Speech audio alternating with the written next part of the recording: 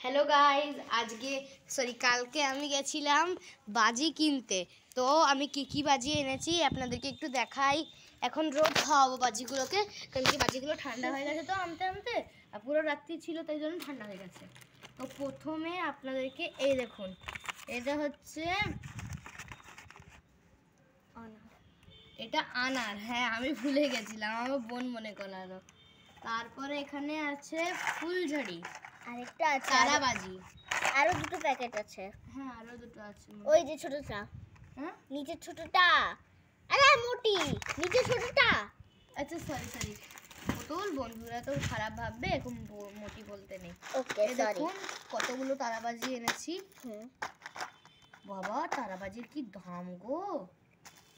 এই একটা 400 টাকার। 400 না, 100। 100? বাবা রে বাবা, এই দেখুন আমরা অনেক এনেছি বেড়েছে। মুরগা বম। মুরগা বম অনেক বেশি ভালো, এগুলো আমি আর আমার দিদি ফাটাই। হ্যাঁ, আমারও খুব ভালো, আমার আর আমার বোনের এগুলো ফাটাতে খুব ভালো লাগে।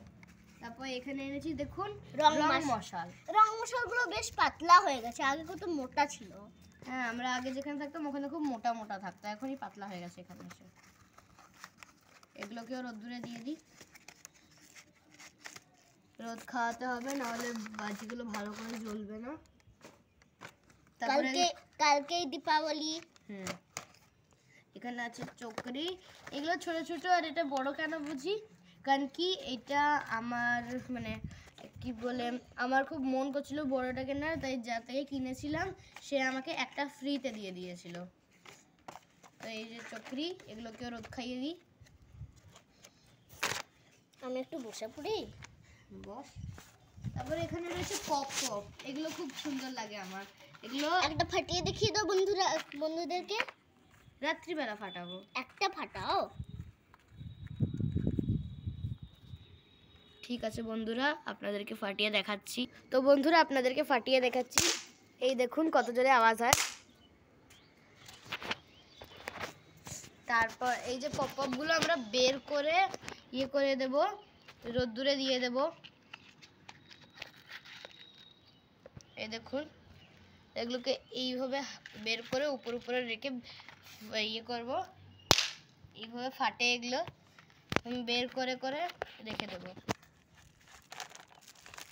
এগুলো এইভাবে উপরে বের করে রেখে দেব, তাকে রোদ খেতে পারে। এগুলো রোদ না খেলে কি বলে পরে ফাটবে না, অনেক মুশকিল করে জ্বলবে। তার জন্য এগুলো বাজি সবসময় রোদ্দুর খাওয়ানো অনেক জরুরি হয়। ওই দুটো দেখুন স্কাই শট এনেছি, দাঁড়া সব দেখাচ্ছি।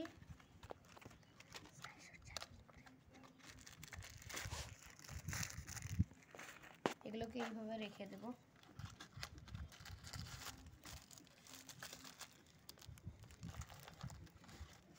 দেখুন বন্ধুরা, সবগুলো বের করে রেখে দিলাম। এবার আমরা এখানে এনেছি দুটো স্কাই শটেরও খুব দাম, তাই আমরা বড় বড়গুলো আনলাম না, ছোট ছোটগুলোই আনলাম। এখানে একটা রেখে দিচ্ছি, এখানে একটা রেখে দিচ্ছি। আর এখানে এনেছি চুটপুট বম, এই দেখুন কি সুন্দর দেখতে, এগুলো চুটপুট করে। সাইডে সরে যাবেন কিন্তু এগুলোর থেকে। আর সবসময় যখনই দীপাবলি আসবে, বাজি ফাটানোর সময় সবসময় একটু কেয়ারফুল থাকবেন, নাহলে একটা ভুল আপনার পুরো লাইফ খারাপ করতে পারে। কুকুরদের উপরে ছুঁড়ে দেওয়া বম টম এগুলো করবেন না। আর এই দেখুন, এগুলো সাপ বম, এগুলো যেখানে জ্বালাবেন ওইখানে দাগ হয়ে যাবে, সাপের মতো এগুলো বেরোবে, সাপের মতন বেরিয়ে দাগ হয়ে যাবে। হ্যাঁ, এগুলো দাগ হয়ে যায় মাঝখানে। তো এগুলো ছাদে ফুটাবেন। এই দেখুন, এখানে এগুলো রেখে দিলাম।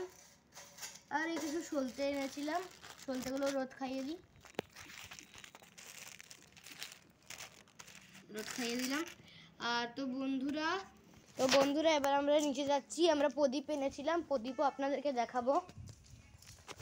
তো বন্ধুরা আমরা নিচে পৌঁছে গেছি। এই দেখুন, আমরা প্রদীপ কিনেছি, এগুলো লাগাবো। দেখুন কত সুন্দর সুন্দর প্রদীপ। এইটা আমার সব থেকে সুন্দর লেগেছিল। আর দেখুন আপনাদের জন্য একটা আমরা ফুল ঠাকুরকে দেব, তার জন্য এই দেখুন একটা প্রদীপ এনেছিলাম।